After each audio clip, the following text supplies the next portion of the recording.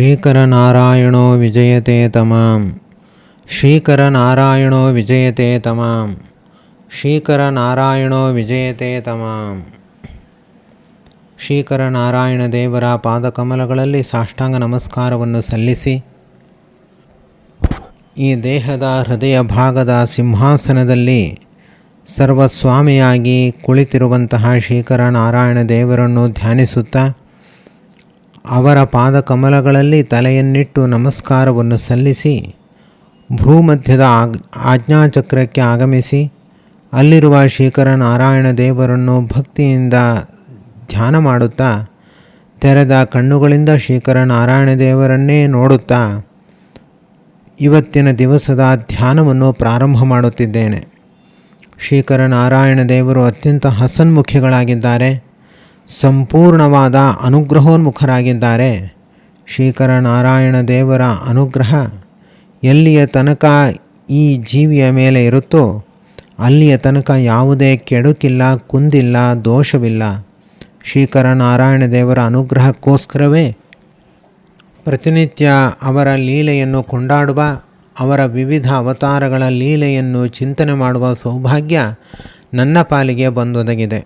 ಶ್ರೀಕರನಾರಾಯಣ ದೇವರು ಭಕ್ತರ ಭಕ್ತಿಯನ್ನು ಅಭಿವೃದ್ಧಿಪಡಿಸುವುದಕ್ಕಾಗಿ ಅನೇಕ ಅವತಾರಗಳನ್ನು ಸ್ವೀಕಾರ ಮಾಡಿದ್ದಾರೆ. ಅವುಗಳಲ್ಲಿ ಅವತಾರದ ಚಿಂತನೆಯನ್ನು ಮುಗಿಸಿ, ಅನಂತರ ಕೂರ್ಮ ಪುರಾಣದ ಆಧಾರದಲ್ಲಿ ಹಾಗೂ ಭಾಗವತದ ಆಧಾರದಲ್ಲಿ ಕೂರ್ಮಾವತಾರದ ಚಿಂತನೆಯನ್ನು ಕೂಡ ಪರಿಸಮಾಪ್ತಿಗೊಳಿಸಿ, ಆಂಧ್ರ ಪ್ರದೇಶದಲ್ಲಿರುವ ಶ್ರೀಕೂರ್ಮ ಕ್ಷೇತ್ರದಲ್ಲಿ ಯಾವ ಕೂರ್ಮದೇವರ ದೇವಸ್ಥಾನವಿದೆಯೋ ಅಲ್ಲಿಯೇ ಕುಳಿತು ಕೂರ್ಮದೇವರನ್ನು ಚಿಂತನೆ ಮಾಡಿ, ಧ್ಯಾನ ಮಾಡಿ ಅವರ ಅನುಗ್ರಹವನ್ನು ಪಡೆದುಕೊಂಡು ಧನ್ಯನಾಗಿದ್ದೇನೆ. ಇವತ್ತಿನ ವಿಷಯ ನನಗೆ ಬಹಳ ಇಷ್ಟವಾದ ಹಾಗೂ ಜೀವನದಲ್ಲಿ ಪ್ರತಿಯೊಬ್ಬರಿಗೂ ಅತ್ಯಂತ ಅನಿವಾರ್ಯವಾದ, ಯಾವ ಒಂದು ಭಗವದ್ ರೂಪವನ್ನು ಚಿಂತನೆ ಮಾಡದೆ ಜೀವನದಲ್ಲಿ ಏಳಿಗೆ ಹಾಗೂ ಶಾಂತಿ ನೆಲೆ ಸಿಗಲಿಕ್ಕೆ ಸಾಧ್ಯವೇ ಇಲ್ಲವೋ ಅಂತಹ ಅತ್ಯದ್ಭುತವಾದ ಭೂವರಾಹ ಎಂಬ ಭಗವಂತನ ಅವತಾರದ ಚಿಂತನೆಯನ್ನು ಪ್ರಾರಂಭ ಮಾಡುತ್ತಿದ್ದೇನೆ. ಭಾರತ ಕ್ಷೇತ್ರದಲ್ಲಿ ಭೂವರಾಹ ಸ್ವಾಮಿಯ ಸನ್ನಿಧಾನವಿರುವಂತಹ ಕ್ಷೇತ್ರಗಳು ಒಂದಲ್ಲ ಎರಡಲ್ಲ 10 ಕ್ಷೇತ್ರಗಳಿವೆ. ಆ ಎಲ್ಲ ಭೂವರಾಹ ದೇವರ ಕ್ಷೇತ್ರಗಳಿಗೆ ತೆರಳಿ ಭೂವರಾಹ ದೇವರ ಚರಿತ್ರೆಯನ್ನು ಹಾಗೂ ಲೀಲೆಯನ್ನು ಚಿಂತನೆ ಮಾಡುವುದಕ್ಕಾಗಿ ಅಣಿಯಾಗಿದ್ದೇನೆ. ಆ ಎಲ್ಲ ವರಾಹ ಕ್ಷೇತ್ರಗಳ ನಡುವೆ ಅತ್ಯಂತ ಶ್ರೇಷ್ಠವಾದ ವರಾಹ ಕ್ಷೇತ್ರ ಹಾಗೂ ನಮ್ಮೆಲ್ಲರಿಗೂ ತುಂಬ ಹತ್ತಿರದಲ್ಲಿ ಇರುವ ಸಪ್ತಕ್ಷೇತ್ರಗಳಲ್ಲಿ ಒಂದಾದ ಸ್ವಯಂ ಅಭಿವ್ಯಕ್ತ ಕ್ಷೇತ್ರ ಎಂದು ಪ್ರಸಿದ್ಧವಾದ ಕ್ಷೇತ್ರವೇ ಶ್ರೀಮುಷ್ಣ ಕ್ಷೇತ್ರ. ತಮಿಳುನಾಡಿನ ಈ ಶ್ರೀಮುಷ್ಣ ಕ್ಷೇತ್ರದಲ್ಲಿ ವರಾಹದೇವರು ಇಂದಿಗೂ ಕೂಡ ಅತ್ಯಂತ ಅನುಗ್ರಹೋನ್ಮುಖರಾಗಿ ಸನ್ನಿಹಿತರಾಗಿದ್ದಾರೆ. ಅತ್ಯದ್ಭುತವಾದ ಮನಮೋಹಕವಾದ ರೂಪದಿಂದ ನೆಲೆ ನಿಂತಿದ್ದಾರೆ. ಯಾವ ಭಕ್ತರು ಯಾವ ರೀತಿಯಲ್ಲಿ ಪ್ರಾರ್ಥನೆಯನ್ನು ಸಲ್ಲಿಸ್ತಾರೋ ಅಂತಹ ಭಕ್ತರಿಗೆ ಅದೇ ರೀತಿಯಾಗಿ ಅನುಗ್ರಹವನ್ನು ಮಾಡುವ ಅತ್ಯದ್ಭುತ ಸನ್ನಿಧಾನವುಳ್ಳ ಶ್ರೀಮುಷ್ಣ ಕ್ಷೇತ್ರಕ್ಕೆ ಇಂದು ತೆರಳಿ ವರಾಹದೇವರ ಚರಿತ್ರೆಯನ್ನು ಧ್ಯಾನ ಮಾಡಲು ಆಸಕ್ತನಾಗುತ್ತಿದ್ದೇನೆ. ಶ್ರೀಮುಷ್ಣಂ ವೆಂಕಟಾದ್ರಿಶ್ಚ ಶಾಲಗ್ರಾಮಶ್ಚ ನೈಮಿಷಂ ತೋತಾದ್ರಿ ಪುಷ್ಕರಂ ಚೈವ ನರನಾರಾಯಣಾಶ್ರಮಂ ಅಷ್ಟೋ ಮೇ ಮೂರ್ತಯಃ ಸಂತಿ ಸ್ವಯಂ ವ್ಯಕ್ತಾಃ ಮಹೀತಲೆ. ಸಮಗ್ರ ಭೂಮಂಡಲದಲ್ಲಿ 8 ಸ್ವಯಂ ವ್ಯಕ್ತ ಪ್ರತಿಮೆಗಳು ಪ್ರಸಿದ್ಧವಾಗಿವೆ. ಅದರಲ್ಲಿ ಮೊಟ್ಟ ಮೊದಲ ಸ್ವಯಂ ವ್ಯಕ್ತ ಪ್ರತಿಮೆ, ಸ್ವಯಂ ವ್ಯಕ್ತ ಮೂರ್ತಿ ಅಂದರೆ ಅದು ಶ್ರೀಮುಷ್ಣಂ ವರಾಹಸ್ವಾಮಿ. ಶ್ರೀಮುಷ್ಣಂ, ಅನಂತರ 2ನೆಯ ಸ್ಥಾನ ವೆಂಕಟಾದ್ರಿ, 3ನೆಯದ್ದು ಶಾಲಗ್ರಾಮ. ಶಾಲಗ್ರಾಮ ಅಂದರೆ ಗಂಡಕಿ ನದಿ ಮತ್ತು ನೈಮಿಷಾರಣ್ಯ. ಸಮಗ್ರ ಅರಣ್ಯವೇ ಸ್ವಯಂ ವ್ಯಕ್ತ. ತಿರುಪತಿಯಲ್ಲಿ ಆ ಬೆಟ್ಟವೇ ಸ್ವಯಂ ವ್ಯಕ್ತ. ಮತ್ತು ತೋತಾದ್ರಿಯಲ್ಲಿರುವಂತಹ ಜನಾರ್ದನ, ಪುಷ್ಕರ ಕ್ಷೇತ್ರ, ಅಲ್ಲಿರುವಂತಹ ಸರೋವರ, ಮತ್ತು ಬದರಿ ಕ್ಷೇತ್ರದಲ್ಲಿರುವಂತಹ ನರನಾರಾಯಣ ಸ್ವಾಮಿ, ಹೀಗೆ ನರನಾರಾಯಣ ಪರ್ವತ ಅದು ಸ್ವಯಂ ವ್ಯಕ್ತ. ಈ ಒಟ್ಟು 8 ಮೂರ್ತಿಗಳು ಮಹೀತಲದಲ್ಲಿ ಅರ್ಥಾತ್ ಭೂಮಂಡಲದಲ್ಲಿ ಸ್ವಯಂ ವ್ಯಕ್ತವಾಗಿವೆ. ಅದರಲ್ಲಿ ಮೊದಲನೆಯದ್ದು ಶ್ರೀಮುಷ್ಣ ಕ್ಷೇತ್ರದಲ್ಲಿ ಇರುವಂತಹ ವರಾಹ ಮಂಟಪ, ವರಾಹಸ್ವಾಮಿ. ಈ ವರಾಹ ದೇವರು ತನ್ನ 2 ಕೈಗಳನ್ನು ಸೊಂಟದ ಮೇಲೆ ಇಟ್ಟುಕೊಂಡು ಗಗನದ ಕಡೆ ಮುಖವನ್ನು ಹಾಕಿ ಅತ್ಯಂತ ಮನಮೋಹಕವಾದ ರೂಪದಿಂದ ನಿಂತಿರುವ ಭಂಗಿಯೇ ಅದ್ಭುತ, ಅತ್ಯದ್ಭುತ. ಅತ್ಯಂತ ಸಣ್ಣದಾದ ಅತ್ಯದ್ಭುತವಾದ ಲೀಲೆಯಿಂದ ಕೂಡಿರುವಂತಹ ಆ ವರಾಹ ದೇವರನ್ನು ಶ್ರೀಮುಷ್ಣ ಕ್ಷೇತ್ರದಲ್ಲಿ ಕಂಡು ನಾವು ಧನ್ಯರಾಗುತ್ತಿದ್ದೇವೆ. ಶ್ರೀಮುಷ್ಣ ಕ್ಷೇತ್ರವೇ ಸ್ವಯಂ ವ್ಯಕ್ತ. ಆ ಶ್ರೀಮುಷ್ಣ ಕ್ಷೇತ್ರದಲ್ಲಿರುವಂತಹ ವರಾಹದೇವರು ಕೂಡ ಸ್ವಯಂ ವ್ಯಕ್ತ. ಇಂತಹ ವರಾಹದೇವರನ್ನು ಸ್ಮರಣೆ ಮಾಡುವುದರಿಂದ ಭೂಮಿ ಸಿಗುತ್ತೆ, ಮನೆ ಆಗುತ್ತೆ, ಮನೆಯ ಸಮಸ್ಯೆಗಳೆಲ್ಲವೂ ಪರಿಹಾರವಾಗುತ್ತೆ, ಭೂಮಿಯ ಸಮಸ್ಯೆಗಳೆಲ್ಲವೂ ಪರಿಹಾರ ಆಗುತ್ತೆ. ಹಾಗೂ ಅಖಂಡವಾಗಿ ವರಾಹದೇವರನ್ನು ಸ್ತೋತ್ರ ಮಾಡುವುದರಿಂದ, ಸ್ಮರಣೆ ಮಾಡುವುದರಿಂದ ಎಲ್ಲ ವಿಧವಾದ ಭೂಮಿ ಸಮಸ್ಯೆಗಳು ಪರಿಹಾರವಾಗಿ ಭೂಪ್ರಾಪ್ತಿಯಾಗಿ ಒಳ್ಳೆಯ ಮನೆಯನ್ನು ಕಟ್ಟಿ ಅಲ್ಲಿ ನೆಮ್ಮದಿಯಿಂದ ಇದ್ದು ಚೆನ್ನಾಗಿ ಸಾಧನೆ ಆಗುತ್ತೆ. ಇದಕ್ಕೆ ಇಂದೂ ಕೂಡ ನೂರಾರು ಮಂದಿ ಸಾಕ್ಷಿಯಾಗ್ತಾ ಇದ್ದಾರೆ. ಇಂತಹ ಅದ್ಭುತವಾದ ಕ್ಷೇತ್ರ ಅದು ಶ್ರೀಮುಷ್ಣ ಕ್ಷೇತ್ರ. ಯಾರು ಶ್ರೀಮುಷ್ಣ ಕ್ಷೇತ್ರಕ್ಕೆ ಹೋಗಿ ಭೂಮಿ ಸಮಸ್ಯೆಯನ್ನು ಪರಿಹಾರ ಮಾಡಿಕೊಂಡು ಬರ್ತಾರೋ ಅವರಿಗೆ ಕೇವಲ ಭೂಮಿ ಪ್ರಾಪ್ತಿ ಆಗುವುದಷ್ಟೇ ಅಲ್ಲ, ಆಜೀವನ ಅವರು ಬದುಕಿರುವ ತನಕವೂ ಕೂಡ ವರಾಹ ದೇವರ ಮೇಲೆ ಅಪರಂಪಾರವಾದ ಭಕ್ತಿಯನ್ನು ಕೂಡ ಹೊಂದುತ್ತಾರೆ. ವರಾಹ ದೇವರು ಅಲ್ಲಿಂದ ಕಳುಹಿಸಬೇಕಾದರೆ ಅವರಿಗೆ ಯಾವ ಭೂಮಿ ಬೇಕೋ ಮನೆ ಬೇಕೋ ಅದನ್ನು ಕೊಡ್ತಾರೆ. ಜೊತೆಯಲ್ಲಿ ಅದಕ್ಕಿಂತ ಹೆಚ್ಚು ಸಂಪತ್ತಿರುವ ತನ್ನಲ್ಲಿ ಅತಿಶಯವಾದ ಭಕ್ತಿಯನ್ನು ಕೂಡ ಕೊಡ್ತಾರೆ. ಇದು ವರಾಹ ದೇವರು ನಮಗೆ ಅನುಗ್ರಹ ಮಾಡುವಂತಹ ಒಂದು ವೈಖರಿ. ಇಂದಿನಿಂದ ಎಲ್ಲ ವರಾಹ ಕ್ಷೇತ್ರಗಳಿಗೆ ನಾನು ತೆರಳಿ ವರಾಹದೇವರ ಚರಿತ್ರೆಯನ್ನು ಚಿಂತನೆ ಮಾಡುವುದರ ಮೂಲಕವಾಗಿ ನಾನು ಈ ಜನ್ಮದಲ್ಲಿ ಶಾಂತಿ ನೆಮ್ಮದಿಗಳಿಂದ ನನಗೆ ಉಚಿತವಾದ ಸ್ಥಳದಲ್ಲಿ ವಾಸ ಮಾಡಲು ಅಪೇಕ್ಷೆ ಪಡ್ತಾ ಇದ್ದೇನೆ. ವರಾಹದೇವರ ಚರಿತ್ರೆ ಭಾಗವತ, ಮಹಾಭಾರತ, ವರಾಹ ಪುರಾಣ ಮೊದಲಾದವುಗಳಲ್ಲಿ ಅತ್ಯಂತ ಪ್ರಸಿದ್ಧವಾಗಿದೆ. ನಾವು ಸಂಕ್ಷೇಪವಾಗಿ ಮತ್ಸ್ಯ ಪುರಾಣ ಹಾಗೂ ಕೂರ್ಮ ಪುರಾಣಗಳನ್ನು ನೋಡಿದ್ದಾಯಿತು. ಈಗ ವರಾಹ ಪುರಾಣವನ್ನು ನೋಡಬೇಕು. ವರಾಹದೇವರ ಚರಿತ್ರೆಯನ್ನು ಅವಲೋಕನ ಮಾಡಬೇಕು. ಪಾತಾಳ ಲೋಕದಲ್ಲಿ ಭೂಮಂಡಲವನ್ನು ಧಾರಣೆ ಮಾಡಿ ಶೇಷದೇವರು ಹರಿಸೇವೆಯಲ್ಲಿ ನಿರತರಾಗಿದ್ದಾರೆ. ಭೂಮಂಡಲವನ್ನು ಮಾತ್ರವಲ್ಲ, ಸಮಗ್ರ ಬ್ರಹ್ಮಾಂಡವನ್ನೇ ಧಾರಣೆ ಮಾಡಿ ನಿಂತಿದ್ದಾರೆ. ಆ ಭೂಮಂಡಲವನ್ನು ಈ ಶೇಷದೇವರಿಗೆ ಸಮಗ್ರ ಬ್ರಹ್ಮಾಂಡವನ್ನು ಧಾರಣೆ ಮಾಡುವ ಶಕ್ತಿ ಯಾರಿಂದ ಬಂತು? ಒಂದು ನಿಮಿಷವೂ ಕೂಡ ತಲೆಯನ್ನು ಅಲುಗಾಡಿಸದೆ ಒಂದೇ ರೀತಿಯಾಗಿ ಭೂಮಿಯನ್ನು ಧಾರಣೆ ಮಾಡಿ ನಿಂತುಕೊಳ್ಳಬೇಕು. ದೇವರನ್ನು ಕುರಿತು ತಪಸ್ಸು ಮಾಡುತ್ತಲೇ ಇರಬೇಕು. ಇಂತಹ ಸಾಮರ್ಥ್ಯ ಶೇಷದೇವರಿಗೆ ಬರಲಿಕ್ಕೆ ಯಾರು ಕಾರಣ? ಹೇಗೆ ಅವರಿಗೆ ಇಂಥ ಶಕ್ತಿ ಬಂತು ಅನ್ನುವಂತಹ ಪ್ರಶ್ನೆಗೆ ಶೇಷದೇವರೇ ಉತ್ತರವನ್ನು ನೀಡುತ್ತಾರೆ. ಸನತ್ಕುಮಾರರು ಅತ್ಯಂತ ಶ್ರೇಷ್ಠರಾಗಿರುವಂತಹ ಬ್ರಹ್ಮರ್ಷಿಗಳು.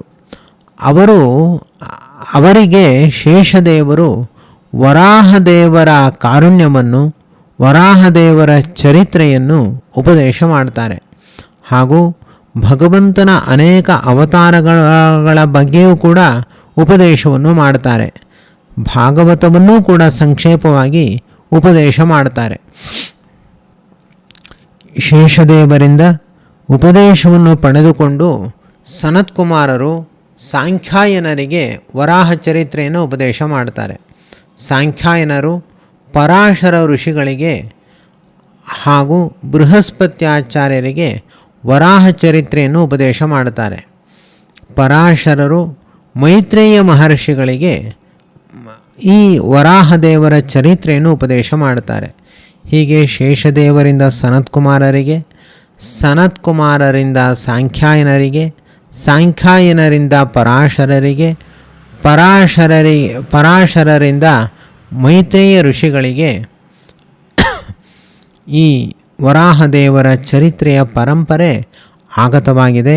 ಅಷ್ಟೇ ಅಲ್ಲದೆ ಭಾಗವತ ಗ್ರಂಥದ ಆಗತವಾದ ಪರಂಪರೆಯೂ ಕೂಡ ಇದುವೇ ಆಗಿದೆ. ದ್ವಾರೀದ್ಯುನದ್ಯ ವೃಷಭ ಕುರುಣಾಂ ಮೈತ್ರೇಯ ಮಾಸೀನ ಮಗಾದ ಬೋಧಂ ಕ್ಷತ್ತೋಪಸೃತ್ಯಾಚ್ಯುತ ಭಾವಶುದ್ಧ ಪಪ್ರಚ್ಛ ಸೌಶೀಲ್ಯ ಗುಣಾತಿತೃಪ್ತಂ. ವಿದುರ ಯಾವಾಗಲೂ ಕೂಡ ಕೃಷ್ಣದೇವರ ಧ್ಯಾನದಲ್ಲೇ ಆಸಕ್ತನಾಗಿರುವಂತಹ ಪರಮ ಹರಿಭಕ್ತ. ಅವನಿಗೆ ದೇವರ ಚರಿತ್ರೆ ಕೇಳುವುದು, ಕೃಷ್ಣದೇವರ ಚರಿತ್ರೆ ಕೇಳುವುದು ಅಂದರೆ ಬಹಳ ಇಷ್ಟವಾದ ವಿಚಾರ. ಅವನು ಅದರಲ್ಲೇ ಕಾಲವನ್ನು ಸಂಪೂರ್ಣವಾಗಿ ಕಳೀತಾ ಇದ್ದ. ಅಂತಹ ವಿದುರ ತುಂಬ ಜ್ಞಾನವನ್ನು ಪಡೆದುಕೊಂಡಿರುವಂತಹ ಹಾಗೂ ಈಗಾಗಲೇ ಹೇಳಿದಂತೆ ಸಾಕ್ಷಾತ್ ಪರಾಶರ ಋಷಿಗಳಿಂದ ಉಪದೇಶವನ್ನು ಪಡೆದುಕೊಂಡಿರುವಂತಹ ಮೈತ್ರೇಯ ಋಷಿಗಳ ಬಳಿ ಬರ್ತಾನೆ. ವಿದುರ ಮೈತ್ರೇಯ ಋಷಿಗಳ ಬಳಿ ಬಂದು ನನಗೆ ವರಾಹಾವತಾರದ ಚರಿತ್ರೆಯನ್ನು ತಿಳಿಸಿ ಎಂಬುದಾಗಿ ಉಪಸತಿಯನ್ನು ಮಾಡ್ತಾನೆ. ಹಿಮಾಲಯದ ಪರ್ವತ ಶ್ರೇಣಿಗಳಿಂದ ಅತ್ಯಂತ ರಭಸವಾಗಿ ಹರಿಯುವಂತಹ ಗಂಗೆಯ ಮಡಿಲಲ್ಲಿ ಹರಿದ್ವಾರ ಕ್ಷೇತ್ರ ಪ್ರಸಿದ್ಧವಾಗಿದೆ. ಅಂತಹ ಶ್ರೇಷ್ಠವಾದ ಹರಿದ್ವಾರ ಕ್ಷೇತ್ರದಲ್ಲಿ ವಿದುರನು ಮೈತ್ರೇಯ ಋಷಿಗಳ ಬಳಿ ವರಾಹಾವತಾರದ ಬಗ್ಗೆ ಪ್ರಶ್ನೆಯನ್ನು ಮಾಡ್ತಾನೆ. ಆಗ ಮೈತ್ರೇಯರು ವಿದುರನಿಗೆ ವರಾಹದೇವರ ಚರಿತ್ರೆಯನ್ನು ಹೇಳಲಿಕ್ಕೆ ಪ್ರಾರಂಭ ಮಾಡಿದ್ದಾರೆ. ವರಾಹದೇವರ ಚರಿತ್ರೆ ಪ್ರಾರಂಭವಾಗುವುದೇ ಮೈತ್ರೇಯರ ಉಪದೇಶದ ಮೂಲಕ. ಮೈತ್ರೇಯೋವಾಚ ಪರಮೇಷ್ಠಿ ತ್ವಪಾಮಧ್ಯೆ ತಥಾ ಸನ್ನಾಮ ವೇಕ್ಷಕಾಂ ಕಥಮೇನಾಂ ಸಮುನ್ನೇಷ್ಯ ಇತಿ ದಧ್ಯೋಧಿಯಾಚಲಂ. ಹೀಗೆ ವರಾಹದೇವರ ಚರಿತ್ರೆ ಪ್ರಾರಂಭ ಆಗುತ್ತೆ. ಶ್ರೀಮನ್ನಾರಾಯಣ ದೇವರ ಅವರು ಮೈತ್ರೇಯರು ವರಾಹದೇವರ ಚರಿತ್ರೆಯನ್ನು ಹೇಳಲಿಕ್ಕೆ ಪ್ರಾರಂಭ ಮಾಡಿದ್ದಾರೆ. ಶ್ರೀಮನ್ನಾರಾಯಣ ದೇವರು ಮೊಟ್ಟ ಮೊದಲು ನಾಭಿ ಕಮಲದಿಂದ ಚತುರ್ಮುಖ ಬ್ರಹ್ಮದೇವರನ್ನು ಹುಟ್ಟಿಸ್ತಾರೆ. ಆಗ ಚತುರ್ಮುಖ ಬ್ರಹ್ಮದೇವರು ತಾವು ಜಗತ್ತನ್ನು ಸೃಷ್ಟಿ ಮಾಡಬೇಕು ಎಂಬ ಉದ್ದೇಶದಿಂದ ತಪಸ್ಸನ್ನು ಮಾಡಲಿಕ್ಕೆ ಪ್ರಾರಂಭ ಮಾಡ್ತಾರೆ. ಅವರ ತಪಸ್ಸಿನ ಪ್ರಭಾವದಿಂದ ಜ್ಞಾನಶಕ್ತಿಗಳು ಅಧಿಕವಾಗಿ ಪ್ರಾಪ್ತವಾಗುತ್ತವೆ. ಅಪರಂಪಾರವಾದ ಎಲ್ಲೆಡೆಯೂ ಕೂಡ ಪ್ರಳಯದ ನೀರು ತುಂಬಿ ಹೋಗಿರುತ್ತೆ. ಆಗ ಚತುರ್ಮುಖ ಬ್ರಹ್ಮದೇವರು ಈ ನೀರಿನ ನಡುವೆ ಹೇಗೆ ಸೃಷ್ಟಿಯನ್ನು ಮಾಡಬೇಕು ಎಂಬ ಗೊಂದಲವನ್ನು ಹೊಂದುತ್ತಾರೆ. ಆಗ ಚತುರ್ಮುಖ ಬ್ರಹ್ಮದೇವರು ಆ ಪ್ರಳಯದ ಅಪರಂಪಾರವಾದ ನೀರನ್ನು ಅಂತ ಬಾಯಿ ತೆಗಿತಾರೆ. ಎಲ್ಲ ನೀರನ್ನು ಪಾನ ಮಾಡ್ತಾರೆ. ಪ್ರಳಯದ ನೀರೆಲ್ಲವೂ ಚತುರ್ಮುಖ ಬ್ರಹ್ಮದೇವರ ಬಾಯಿ ಒಳಗಡೆ ಪ್ರವೇಶ ಮಾಡುತ್ತೆ. ಅಷ್ಟೇ ಅಲ್ಲ, ಪ್ರಳಯ ಕಾಲದಲ್ಲಿ ಪ್ರಳಯದ ನೀರು ಎಲ್ಲ ಕಡೆ ವ್ಯಾಪಿಸಿದ್ದಂತೆ ಪ್ರಳಯದ ವಾಯು ಕೂಡ ಎಲ್ಲ ಕಡೆ ವ್ಯಾಪಿಸಿರುತ್ತೆ. ಆಗ ಚತುರ್ಮುಖ ಬ್ರಹ್ಮದೇವರು ಬಾಯಿಯನ್ನು ತೆಗೆದು ಆ ಪ್ರಳಯ ಕಾಲದ ಸಮಗ್ರ ಗಾಳಿಯನ್ನು ಕೂಡ ಪಾನ ಮಾಡ್ತಾರೆ. ತಮ್ಮ ಆಸನ ಮಹಾವಿಷ್ಣುವಿನ ನಾಭಿಕಮಲದಿಂದ ಯಾವ ಪದ್ಮ ಹುಟ್ಟಿರುತ್ತೋ ಈಗ ಆ ಪದ್ಮವನ್ನು ನೋಡ್ತಾರೆ. ಪುಟ್ಟದಾಗಿದ್ದ ಆ ಪದ್ಮ ಈಗ ಮುಗಿಲೆತ್ತರ ಬೆಳೆದು ನಿಂತಿದೆ. ತಾವು ಕೆಳಗೆ ನಿಂತಿದ್ದಾರೆ. ಕತ್ತೆತ್ತಿ ನೋಡ್ತಾರೆ. ತಮ್ಮ ಆಸನವೆನಿಸಿದ ಪದ್ಮ ಮುಗಿಲೆತ್ತರ ಬೆಳೆದಿದೆ. ಅದನ್ನು ಕಂಡು ಚತುರ್ಮುಖ ಬ್ರಹ್ಮದೇವರು ಮಾತನಾಡ್ತಾರೆ, ನಾನು ಈ ಪದ್ಮದಿಂದಲೇ ಜಗತ್ತನ್ನು ಸೃಷ್ಟಿ ಮಾಡ್ತೀನಿ. ಹೀಗೆ ಆಲೋಚನೆಯನ್ನು ಮಾಡಿ ಚತುರ್ಮುಖ ಬ್ರಹ್ಮದೇವರು ಆ ಕಮಲದ ಕೋಶದ ಒಳಗಡೆ ಪ್ರವೇಶವನ್ನು ಮಾಡುತ್ತಾರೆ. ಮೊದಲು ಭೂಮಿ, ಅಂತರಿಕ್ಷ, ಸ್ವರ್ಗ ಈ 3 ಲೋಕಗಳನ್ನು ಸೃಷ್ಟಿ ಮಾಡಿದ್ದಾರೆ. ಆ ಕಮಲದಿಂದ 3 ಲೋಕಗಳನ್ನು ಮೊದಲು ಸೃಷ್ಟಿ ಮಾಡಿ ಅನಂತರ 14 ಲೋಕಗಳನ್ನು ಸೃಷ್ಟಿ ಮಾಡ್ತಾರೆ. ಮತ್ತು ಭೂಲೋಕವನ್ನು ಬಹಳ ಉತ್ಸಾಹದಿಂದ, ಉಲ್ಲಾಸದಿಂದ, ಆಸಕ್ತಿಯಿಂದ, ತವಕದಿಂದ ಚತುರ್ಮುಖ ಬ್ರಹ್ಮದೇವರು ಸೃಷ್ಟಿ ಮಾಡಿದ್ದಾರೆ. ಅದರಲ್ಲಿ ಅನೇಕ ಬಗೆಯ ವೈಚಿತ್ರ್ಯವುಳ್ಳ ಸೃಷ್ಟಿಯನ್ನು ಚತುರ್ಮುಖ ಬ್ರಹ್ಮದೇವರು ಮಾಡಿದ್ದಾರೆ. ಅದೇ ಸಂದರ್ಭದಲ್ಲಿ ಮನಸ್ಸಿನಿಂದ ಸನಕ ಸನಂದನ ಸನಾತನ ಸನಸುಜಾತ ಎಂಬ ಋಷಿಗಳನ್ನು ಸೃಷ್ಟಿ ಮಾಡಿದ್ದಾರೆ. ಚತುರ್ಮುಖ ಬ್ರಹ್ಮದೇವರ ಮನಸ್ಸಿನಿಂದ ಹುಟ್ಟಿದ ಸನಕ ಸನಂದನ ಸನಾತನ ಸನಸುಜಾತ ಸನತ್ಕುಮಾರ ಮುನಿಗಳು ಹುಟ್ಟಿದಾಕ್ಷಣ ವಿರಕ್ತರಾಗ್ತಾರೆ. ನಮಗೆ ದೇವರು ಬಿಟ್ಟು ಬೇರೆ ಏನೂ ಬೇಡ, ನಾವು ಈ ಸೃಷ್ಟಿಯ ಕಾರ್ಯದಲ್ಲಿ ನಾವು ಮುಂದುವರಿಯುವುದಿಲ್ಲ, ನಮ್ಮನ್ನು ಬಿಟ್ಟು ಬಿಡಿ, ನಾವು ಕೇವಲ ದೇವರ ಸೇವೆಯನ್ನು ಮಾಡ್ತೀವಿ ಅಂತ ಹುಟ್ಟಿದ ಮಕ್ಕಳು ಅಪ್ಪನ ಬಳಿ ಹೇಳಿದಾಗ ಚತುರ್ಮುಖ ಬ್ರಹ್ಮದೇವರಿಗೆ ಸಿಟ್ಟು ಬರುತ್ತೆ. 2 ಹುಬ್ಬುಗಳನ್ನು ಗಂಟು ಹಾಕ್ತಾರೆ. ಆಗ ಚತುರ್ಮುಖ ಬ್ರಹ್ಮದೇವರ ಹುಬ್ಬಿನಿಂದ ಅರ್ಥಾತ್ ಸಿಟ್ಟಿನಿಂದ ರುದ್ರದೇವರು ಹುಟ್ಟುತ್ತಾರೆ. ಹುಟ್ಟಿದ ರುದ್ರದೇವರಿಗೆ ಚತುರ್ಮುಖ ಬ್ರಹ್ಮದೇವರು ಹೇಳ್ತಾರೆ, ಮೊದಲು ಹುಟ್ಟಿದ ಸನಕಾದಿಗಳು ಸೃಷ್ಟಿಯನ್ನು ಮಾಡೋದಿಲ್ಲ ಅಂತ ಹೇಳಿದ್ದಾರೆ, ಆದರೆ ನೀನು ಹಾಗೆ ಮಾಡಬಾರ್ದು, ನೀನು ಜಗತ್ತನ್ನು ಸೃಷ್ಟಿ ಮಾಡಬೇಕು, ಇದೇ ನಿನ್ನ ಕರ್ತವ್ಯ ಅಂತ ಹೇಳಿದಾಗ ಮಹಾರುದ್ರದೇವರು ಹಾಗೇ ಆಗಲಿ ತಂದೆ, ನಾನು ಬಹುವಿಧವಾದ ಸೃಷ್ಟಿಯನ್ನು ಮಾಡ್ತೀನಿ ಅಂತ ಮಾತನ್ನು ಕೊಟ್ಟು ಸಿಟ್ಟಿನಿಂದ ಹುಟ್ಟಿದ ರುದ್ರದೇವರು ಸಿಟ್ಟಿನಲ್ಲಿಯೇ ಸೃಷ್ಟಿಯನ್ನು ಪ್ರಾರಂಭ ಮಾಡಿದ್ದಾರೆ. ಆಗ ಸಿಟ್ಟಿನಲ್ಲಿ ರುದ್ರದೇವರು ಭೂತಗಣಗಳನ್ನು ಸೃಷ್ಟಿ ಮಾಡಿದ್ದಾರೆ. ಎಷ್ಟರ ಮಟ್ಟಿಗೆ ಅಂದರೆ ಜಗತ್ತಿನ ತುಂಬ ಭೂತಗಳೇ ಓಡಾಡ್ತಾ ಇವೆ. ಈ ರುದ್ರದೇವರು ಸೃಷ್ಟಿ ಮಾಡಿದ ಭೂತಗಣಗಳು ಒಂದಲ್ಲ ಎರಡಲ್ಲ, ಕೋಟಿ ಕೋಟಿ ಸಂಖ್ಯೆಯಲ್ಲಿ ಭೂತಗಳನ್ನು ರುದ್ರದೇವರು ಸೃಷ್ಟಿ ಮಾಡುತ್ತಾರೆ. ಚತುರ್ಮುಖ ಬ್ರಹ್ಮದೇವರು ನೋಡಿದ್ರು, ಅಯ್ಯೋ ಏನು ಮಾಡ್ತಾ ಇದ್ದಿ, ಮೊದಲ 5 ಮಕ್ಕಳು ನನ್ನ ಅಪೇಕ್ಷೆನೇ ಈಡೇರಿಸಲಿಲ್ಲ, ನೀನು ನನ್ನ ಅಪೇಕ್ಷೆನೇ ಈಡೇರಿಸ್ತಿ ಅಂತ ಅಂದ್ಕೊಳ್ಳುವಷ್ಟರಲ್ಲಿ ಬೇಡದ ಬರೀ ಭೂತಗಳನ್ನಷ್ಟೇ ಸೃಷ್ಟಿ ಮಾಡಿದೆ, ನಿಲ್ಲಿಸು ನಿನ್ನ ಸೃಷ್ಟಿಯ ಕಾರ್ಯ ಅಂತ ಹೇಳ್ತಾರೆ. ಆಗ ರುದ್ರದೇವರು ಚತುರ್ಮುಖ ಬ್ರಹ್ಮದೇವರ ಅಪ್ಪಣೆಯಂತೆ ಸೃಷ್ಟಿಯ ಕಾರ್ಯವನ್ನು ಅಲ್ಲಿಗೇ ನಿಲ್ಲಿಸಿದ್ದಾರೆ. ಆಗ ಚತುರ್ಮುಖ ಬ್ರಹ್ಮದೇವರು ಸರಸ್ವತಿ ದೇವಿಯನ್ನು ಸೃಷ್ಟಿ ಮಾಡ್ತಾರೆ. ಯಾವ ಸರಸ್ವತಿ ದೇವಿಯನ್ನು ಸೃಷ್ಟಿ ಮಾಡಿದ್ರೋ ಅಂತಹ ಸರಸ್ವತಿ ದೇವಿಯನ್ನು ತಾವು ವಿವಾಹವಾಗ್ತಾರೆ. ಪತಿಪತ್ನಿಯ ಸಮಾಗಮದಿಂದ ಸೃಷ್ಟಿಯ ಕಾರ್ಯವನ್ನು ಮುಂದುವರಿಸ್ತೀನಿ ಎನ್ನುವಂತಹ ಸಂಕಲ್ಪವನ್ನು ಚತುರ್ಮುಖ ಬ್ರಹ್ಮದೇವರು ಮಾಡಿದ್ದಾರೆ. ಆಗ ಸರಸ್ವತಿ ದೇವಿಯ ಜೊತೆ ಚತುರ್ಮುಖ ಬ್ರಹ್ಮದೇವರು ಸಮಾಗಮವನ್ನು ಮಾಡ್ತಾರೆ. ಅದರಿಂದ ಹುಟ್ಟಿದವರೇ ಸ್ವಯಂಭೂಮನು ಹಾಗೂ ಶತರೂಪಾದೇವಿ. ಚತುರ್ಮುಖ ಬ್ರಹ್ಮನಿಂದ ಯಾವ ಸ್ವಯಂಭೂಮನು ಹುಟ್ಟಿದ್ನೋ ಅಂತಹ ಸ್ವಯಂಭೂಮನುವಿಗೆ ಚತುರ್ಮುಖ ಬ್ರಹ್ಮದೇವರು ನೀನು ಶತರೂಪಾದೇವಿಯನ್ನು ವಿವಾಹ ಮಾಡಿಕೊಂಡು ಪತಿಪತ್ನಿಯ ಭಾವದಿಂದ ಮಕ್ಕಳನ್ನು ಪಡೆಯಬೇಕು ಎಂಬುದಾಗಿ ಅಪ್ಪಣೆಯನ್ನು ಮಾಡುತ್ತಾರೆ. ಮತ್ತು ಈ ಭೂಮಿ ಧರ್ಮದಿಂದ ಕೂಡಬೇಕು, ಹಾಗೆ ನೀನು ಭೂಮಿಯನ್ನು ಪರಿಪಾಲನೆ ಮಾಡಬೇಕು, ಯಜ್ಞಗಳಿಂದ ನಾರಾಯಣನನ್ನು ಆರಾಧನೆ ಮಾಡಬೇಕು. ಹೀಗೆ ನೀನು ಧರ್ಮವನ್ನು ಪರಿಪಾಲನೆ ಮಾಡೋ ಮೂಲಕವಾಗಿ ಸೃಷ್ಟಿಯ ಕಾರ್ಯವನ್ನು ಮುಂದುವರಿಸಿದಾಗ ದೇವರಿಗೆ ಬಹುದೊಡ್ಡ ಸೇವೆಯನ್ನು ಮಾಡಿದಂತೆ ಆಗುತ್ತೆ ಎಂಬುದಾಗಿ ಸ್ವಯಂಭೂ ಮನುವಿಗೆ ಚತುರ್ಮುಖ ಬ್ರಹ್ಮದೇವರು ಅಪ್ಪಣೆಯನ್ನು ಮಾಡುತ್ತಾರೆ. ಸ್ವಯಂಭೂಮನು ಹೀಗೆಯೇ ಚತುರ್ಮುಖ ಬ್ರಹ್ಮದೇವರ ಅಪೇಕ್ಷೆಗೆ ತಕ್ಕಂತೆ ಸೃಷ್ಟಿಯನ್ನು ಮುಂದುವರೆಸುತ್ತಾರೆ. ಆಗ ವರಾಹಾವತಾರವೂ ಕೂಡ ಆಗುತ್ತೆ. ವರಾಹಾವತಾರವನ್ನು ಸಾಕ್ಷಾತ್ತಾಗಿ ಕಂಡಿರುವಂತಹ ಮಹಾಸಾಧಕ ಸ್ವಯಂಭೂಮನು.